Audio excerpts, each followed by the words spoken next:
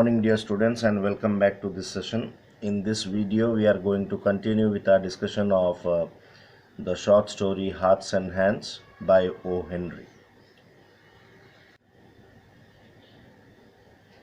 So in the last video we did Mr.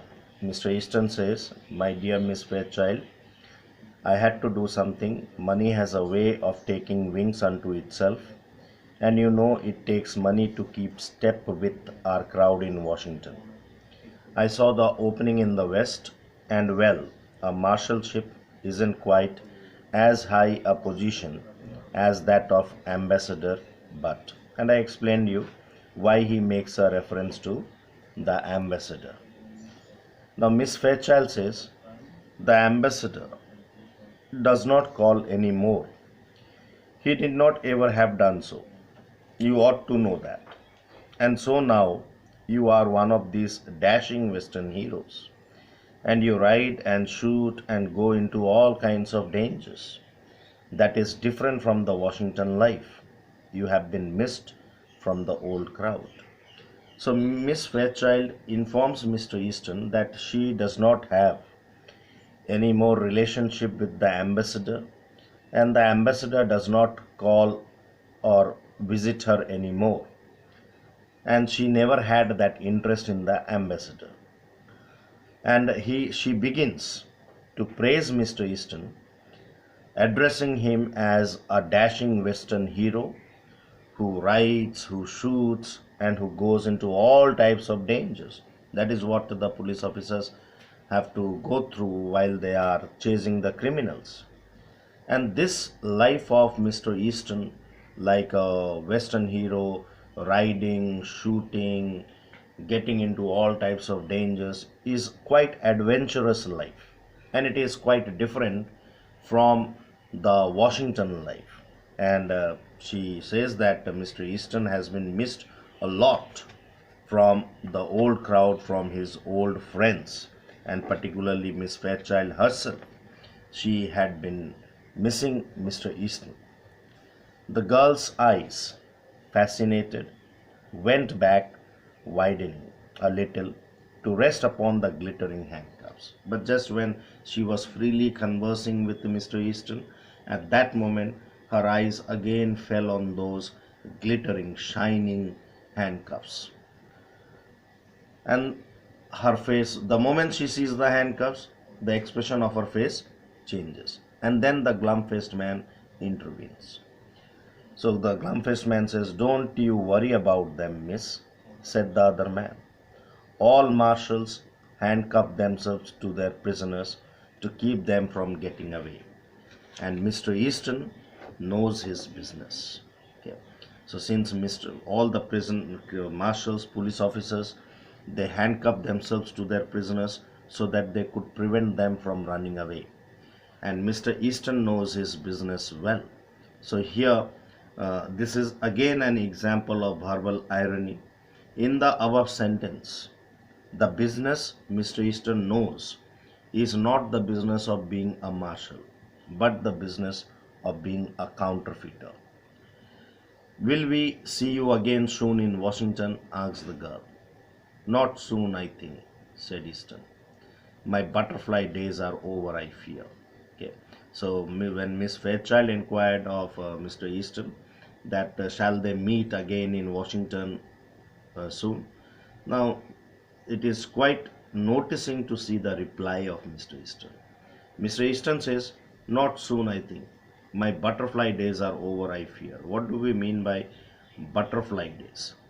So here actually literally the line means that the life of freedom, okay, which a person enjoys during his youthful days, where they have no work to do, where they hang out with their friends and they enjoy their days.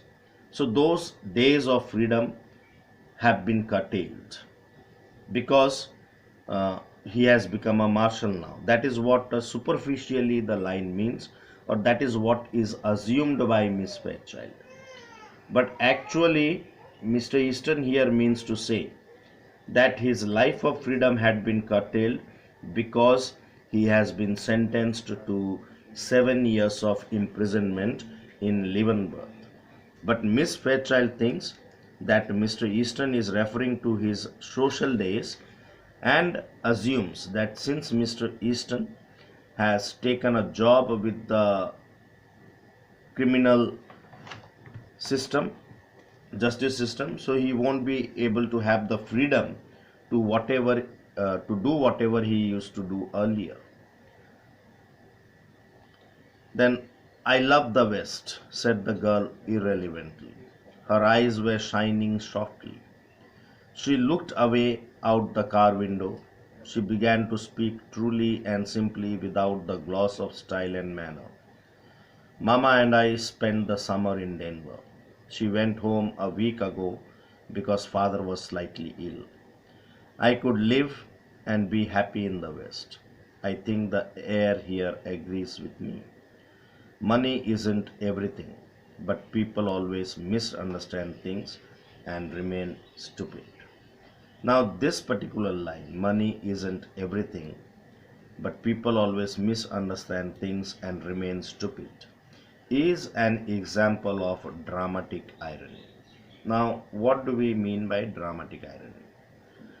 Now, dramatic irony happens when the reader perceives something that the character in the story does not know. Now, here Miss Fairchild says that people misunderstand things, whereas she herself does not understand who the real prisoner is. The readers can perceive that Mr. Easton is the prisoner. He cannot respond to her subtle request that he should woo her and to allow her to live and be happy in the West, for he is not a free man. Her statement that money isn't everything is also ironic, since it is the desire for money that is responsible for the present unpleasant situation of Mr. Easton. So when she says that the air in the West agrees with me, she is actually proposing Mr. Easton, expressing her desire to get married with Mr. Easton and settle down in the West. However, she is unable to understand the reality that Mr. Easton is not a marshal, but he is the counterfeiter. And Mr. Easton is not in a position to grant her request of marrying her. Why? Because he is being taken to the prison, and for the next 7 years he is going to remain in the prison. Okay. Then, "Say, Mr. Marshal," growled the glum-faced man, "this isn't quite fair." Now, when the marshal realized that the situation is becoming even more awkward, so the actual marshal, that is the glum-faced man, he growled. He growled means he spoke quite unpleasantly. He complained angrily to Mr. Easton, who was then assuming to be the marshal. And he says, "This isn't quite fair. I am needing a drink and haven't had a smoke all day. Haven't you talked long enough? Take me in the smoker now, won't you? I am half dead for a pipe." Now, "I am half dead for a pipe." He makes the excuse that he wants to smoke a pipe immediately. And therefore, he requests Mr. Easton that he must take him to the smoker room without any delay. And this particular line, "I am half dead for a pipe," is an example of hyperbole. Okay. You know what is hyperbole? Hyperbole is an exaggeration. Okay. Now, this exaggeration is done for the sake of emphasis. Now, here the marshal orders Mr. Easton to take him to the smoker room. And he is, why? Because he is half dead for a pipe. How can a person be half dead for just smoking a pipe? So this is an example of exaggeration, where the marshal means to say that he is desperate to have a smoke, and he made this excuse just to save Mr. Easton from that awkward situation. Now, the bound travelers. Who are the bound travelers? Mr. Easton and the glum-faced man, who is the marshal. They rose to their feet. Easton, with the same slow smile on his face, "I can't deny a petition for a tobacco." Okay, "I can't deny a petition for a tobacco," an example of verbal irony. Petition here means request. So Mr. Easton tells Miss Fairchild that he cannot deny the request for a smoke. Actually, here Mr. Easton means to say that he can't deny a petition for tobacco from his companion, for he is a prisoner and under the command and control of his companion, who is actually the marshal. He cannot deny the order of the marshal. He has to do what the police officer tells him because he is the criminal in that situation. Is the one friend of the unfortunate. Goodbye, Miss Fairchild. Duty calls, you know. He held out his hand for a farewell. It's too bad for you. You are not going east, she said, reclothing herself with manner and style. But you must go on to Leavenworth, I suppose. Yes, said Easton. I must go on to Leavenworth. The two men sidled down the Acel into the smoker. Sidled down the Acel means they walked in an awkward way. Why walking in an awkward way? Because they were handcuffed together and they did not want to be noticed. Now they went to the smoker. Now after these two men left the coach, they went to the smoker. Now still Miss Fairchild is under the illusion. She never comes to know about the reality. She is under the illusion that Mr. Easton is the marshal and the glum-faced man is the prisoner. But we, the readers, come to know about the reality of these two characters from the observation that is made by the other passengers who were present in that coach. So it is quite interesting to notice the observation of the passengers, and it is here in the concluding part that there is a twist in the story, or we can say the sting in the tail of the story, which is popularly known as the Henry twist. The two passengers who were sitting in a seat nearby, they had heard most of the conversation that was taking place between these three characters. So one of those passengers said, that Marshall is a good sort of chap. Some of these Western fellows are all right. Okay. So he praises the Marshall. He says that Marshall is really a good character person. Some of these Marshall, actually, what image of police officer do we have in our mind? They are cruel, they are harsh in their treatment towards the criminal. But this passenger was really surprised that this Marshall was really a very good person, a good-natured man. Why? Because he was very lenient with the criminal. And in fact, he intervened into the situation in order to save the criminal from an awkward situation. And then the other said, pretty young to hold an office like that, isn't he? That though he is good, but he is quite young to become a marshal. Young? Exclaimed the first speaker. Why? Oh, didn't you catch on? Didn't you catch on means did you not notice? Did you not pay attention to? Did you ever know an officer to handcuff a prisoner to his right hand? So this is a question with which the story ends, a rhetorical question. Did you ever know an officer to handcuff a prisoner to his right hand? Okay. So rhetorical question means what? The answer is implied in the question itself. Now we know that when criminals are taken to the prison, they are handcuffed with the police officer.